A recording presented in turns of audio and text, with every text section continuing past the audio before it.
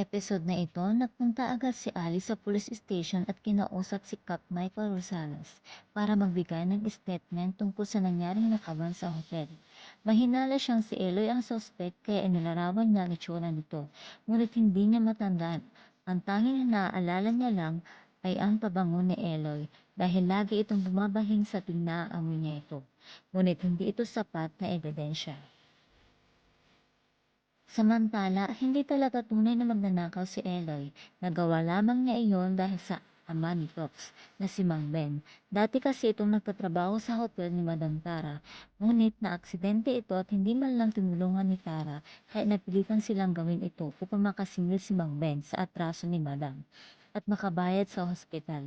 At ang perang kinuha lamang ni Eloy ay ang nararapat na matanggap ni Mang Ben, walang labis, walang kulang.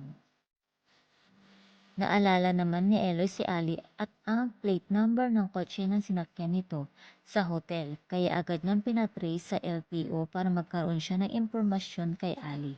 Nalaman nga nito na isa siyang nurse at hindi sila magjowa ni Lolo Bart.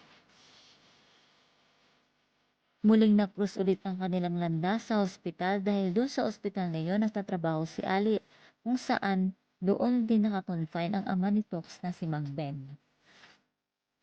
Sinend naman ni Lolo Bart kay Ali ang picture nila sa hotel, kung saan nahagip doon ang mukha ni Eloy ngunit medyo malabo ito. Kaya gumawa ng paraan si Eloy para mabura ito sa kanyang cellphone pati na din sa cellphone ni Lolo Bart. Kaya wala pa din ebidensya si Ali na maipakita kay Cap Rosales. Kaabang-abang ka-excite ang susunod na mangyari, kaya abangan uli.